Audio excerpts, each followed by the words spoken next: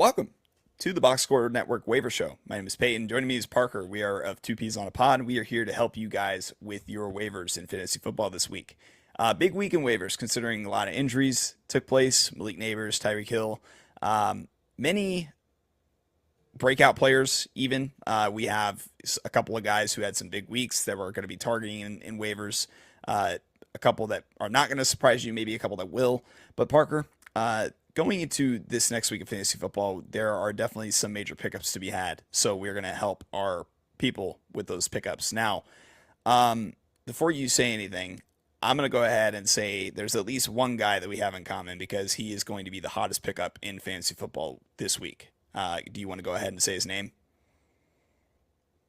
I hope I have the same guy as you have. Is Woody it Wandale Marks? Robinson? Oh, sure. Yep. He's actually not available in like four of my leagues, so I didn't put him on the list. Okay, well he's available in the majority of leagues. He's only rostered in about 36%. So clearly the people you play with are a little too sharp. But Well, I mean, I'm in like three leagues that have more than 15 people in it, so it's well, like, that's yeah. part of the problem. I mean, that's part of the So, problem too. But you give it. He wasn't on my list, but yes, he had an amazing week. 28 something fantasy points. Is looking to be the back in Houston. yeah, he outsnapped Nick Chubb.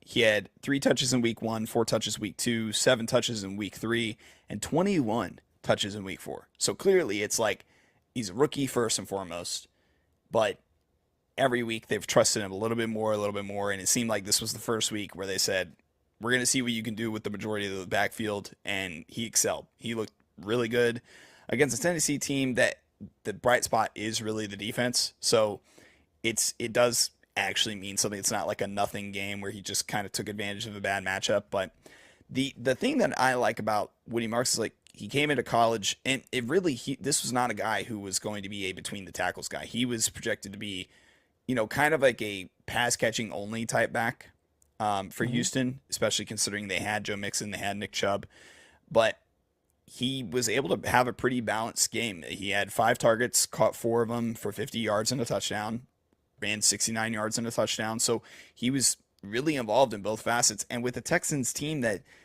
right now it looks like they just need anything on offense, like they're probably going to involve this guy a lot in both the running game and the passing game. So he is, in a weird way, he's kind of like which we'll get into a different segment we're doing with the waiver show to go and take a look back on some of the guys that we picked out at the start of the season, and we're going to kind of update as we go. But this is like kind of the guy that I thought Dylan Sampson was going to be. So, um, but I would probably spend a good amount of my fab on him. I would definitely burn waiver claim priority on him if he's available. But that's my first person for this week in the waiver show. He's definitely a burner. Parker, you said that it seems like this guy's a burner if he's available. I just didn't think that I didn't even think to check his availability. What's his percentage at right now, Wandale Robinson? His percentage is at. I mean, he's at 60. Oh, okay, but still, that's enough to where like if he happens to be available in one of your because he is available in the league that I'm in. So I mean, he's available in the yeah, Floban league. So I mean, that's a standard 12-man league. So I kind of figured he would be all right to pick. yeah, And I think so. he's a mid for me. It's not like he's a burner. I just figured that you would have the way that you set it up. I was like, who got injured really bad this week? Okay, Malik Neighbors. So I just think that he's going to be really important to Jackson Dart's success until next season when we see Malik Neighbors touch a field again. Yeah. I mean there's another guy who's on the same offense that I put in the mid category, and that's Darius Slayton, who's Hmm. much less owned. He's only Right. 4.3% rostered. So Wandale probably I think Wandale is definitely the guy I'd prefer of the two, but more than likely you're going to end up with Slayton being available more often than you are, Robinson, clearly because the roster percentage is just that much lower. And I mean, it's more of just the point that they don't really have a ton of pass catching options outside of those two guys. And Dart seems like he's willing to throw the ball a little bit and push the ball downfield, like we saw, on the target where Neighbors got hurt. Like it was a good ball, and Hmm. it was just a freak thing that happened. But those are the kind of plays that Slayton is going to be involved in because Slayton is that downfield threat or the closest thing they have to it, right? Right. So I would say that he's the guy I'd go after if you don't have Robinson available. Um, But that's for the same reasons we kind of talked about just a second ago with Robinson. Now, Parker, who is your second guy? And if it was Darius Slayton, sorry for stealing your thunder. Yeah, I had both New York Giants wide receivers because of the injury, and I know that Jackson. I mean, Jackson Dart looked good. Like we said Yeah. it all on our podcast. So you guys go tune into that. But Jackson Dart looked good, and it's going to be crucial that both of these guys perform for the New York Giants. Yeah, and I'll say the other pick I had for the show because I did feel like kind of burned through this really quickly, but I do have a couple suggestions given what transpired tonight, so we can get into those after the fact. But one that I do want to point out, and a lot of people are going to think it's a fluke, but Romeo Dubs is only rostered in 44.1% of leagues right now. He's so good. He is the clear number one wide receiver in Green Bay. It's not even close. Not even close. And I know that he had 3 touchdowns and that carried it. Like he only had 58 yards or whatever it was, right? On 8 targets. But it is so clear that this is Jordan Love's dude. And that when they need it, other than Tucker Kraft, who like they kind of locked down in this game a little bit, but he is the guy at the wide receiver position. It's not Matthew Golden. It's not, Dontavian Wicks. It is, and with Jaden Reed out, like Dubs is the guy for that Jordan Love trusts to catch the ball in any situation. When it's coming down to the wire, they have to put points on the board. He's also looking for him in the red zone. That's the big plus factor as well. So I think that I would, especially if you're a guy who just lost Malik Neighbors, sorry for stuttering there, but if you just lost Malik Neighbors and you need a guy who's going to be at least like getting the targets and treated as a guy who's involved every single week, I would go after Romeo Dubs pretty hard. Because I feel like he is more secure in his role than having to kind of figure out which guy to bid on between Darius Slayton and Wan'Dale Robinson if they're both available, right? Because you could be playing like whack-a-mole or like, flipping a coin every week trying to figure out which one of those guys is going to be the dude. But Romeo is going to have his role, and he's going to he just has such a high baseline, like a high floor, where he's probably going to have 7 points usually every week. But then you get weeks like this where he can't have this blow-up week because he's just the guy who catches all the red zone targets. Now, here's another thing. There's a guy that is available in a lot. I would say a lot of leagues. Well, maybe he's getting picked up a lot this week, but that's why we're here. Jackson Dart, Peyton is Dart's available. Yeah, he's going to be he's 15th projected, which means that Jackson Dart is a quarterback that you should put on your bench. He's not a burner.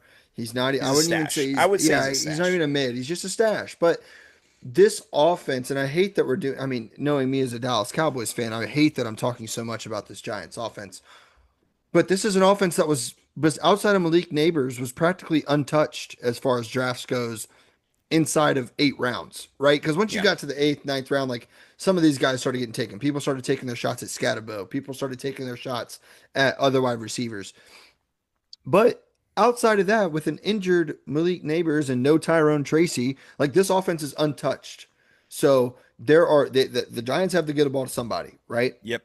So go and get these guys and take your shot and stash a couple and see if in a couple weeks some of them are worth a hit, knowing that these players are going to be injured.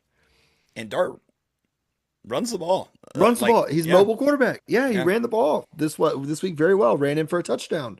For those that have the leagues that are run quarterback touchdown premiums where they get 6 instead of 4. Yeah. That's a big deal. So I like I said, hate talking so much Giants offense, but this is just a whole unit that is I don't want to say untouched, but practically majority of it's available. Yeah. Now, 2 more, because those are really like the big ones that we wanted to hit on. And, unfortunately, with the Tyreek Hill injury happening while we're recording, 2 guys have kind of become guys you can kind of pay attention to a little bit on the waivers this week. Namely, one who's caught 2 touchdowns tonight in Darren Waller, which I did not think he was going to be this involved in his first game back. But Darren Waller currently has 17 points, caught 2 very, very. The thing is that they very much designed the plays to go to him in the red zone. Mm-hmm. So if he's going to be used as their red zone guy, especially with Tyreek out, like they're going to need more pass catching options whenever they get to that part of the field. That's a big deal because if they're just going to jump ball every time that they get in the red zone, he's just going to get the valuable targets. So he's somebody that if you are struggling at tight end, just throw a dart on him and see if this is a sticking thing because it's not. It wouldn't be that crazy to say that Darren Waller, especially after what we've seen tonight, that Darren Waller is just going to have 8 touchdowns by the end of the year, maybe even close to double digits because he's already got 2. So the other guy though is a guy who's been a little bit more involved in Miami, maybe not from a fantasy relevant standpoint, but definitely like a guy that they use in a I don't want to say the same way as Tyreek, but a similar way in Malik Washington. He's a sneaky like guy from last week who or not last week, last year who was a rookie who has pretty good speed, really reliable hands. Like they use him in screens and everything. And I wonder if he's kind of the guy they're going to ask to step up to make up for the absence of Tyreek Hill in that offense. So just something to keep in mind because this is very fresh information. But those are 2 guys that are definitely going to be on like popular pickups on waivers. So outside of that, though, we did want to do one more thing before we close out the waiver show, and we want to start taking a look back at our picks from a few weeks before. And now that we are in week 4, we're going to go back to week 1 and kind of like do a little report card on our waivers. So going back, the waiver picks that we set aside, Justin Fields was a burn for us, or a Mm-hmm. burner rather, and I mean I think it's still fine. I think he's had the concussion. Like I think that's kind of a TBD. I mean, he's projected to be the 6th quarterback in fantasy this week. Yeah. So at TBD, I think he's still going to be good for fantasy. And I still think if you burned, a waiver claim on him or if you spend on fab on him, I think it's still fine to hold on to him, even though that, that 3-point game kind of stung. But Dylan Sampson, that's an F. That's my bad, guys. I thought that my thing was I just didn't realize that Quinshawn was just going to come in and take over the backfield. And that happened a lot quicker than I thought. So, whoopsie. Can't get all of them though.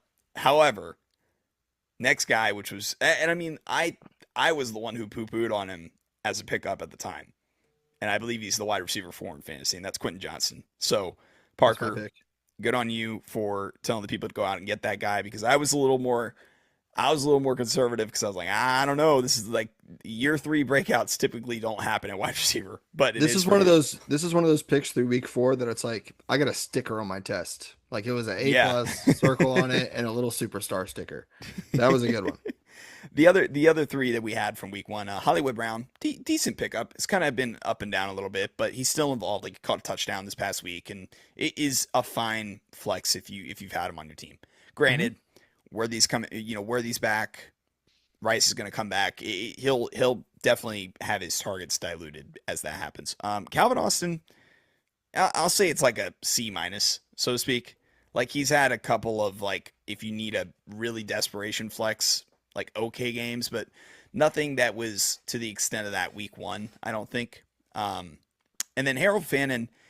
Harold Fannin is kind of like another TBD because he's getting the targets, and in a weird way, he's kind of like taking. He's kind of what I thought Dylan Sampson would be from a sense of how involved he is in the Cleveland offense, and he's getting all those short screens, and he's just this gadget guy that they use in a bunch of different ways. He's even like out targeting David Njoku by a lot. So as a tight end, considering the tight end landscape, I think he's still a hold, and you just kind of wait and see, especially as a rookie, nonetheless.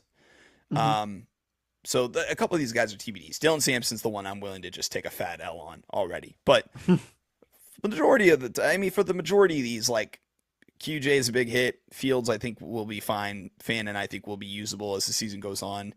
And then, Hollywood and Austin, kind of just passable. Like, they're fine. But we'll definitely be doing this as we go, week by week. We're going to take a look at the week 2 waivers next week, whenever we give the waiver picks for that week. But with that, we're going to go ahead and get out of here. Thank you guys for watching. Parker, go ahead and promote us as we get out of here.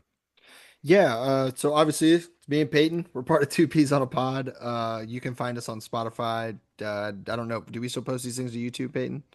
Yeah, well, the waiver show. Well, the waiver show, but do we put? We don't post our Oh, the podcast pod. weekly, right? Yeah, we might start getting the pod on there. We'll see.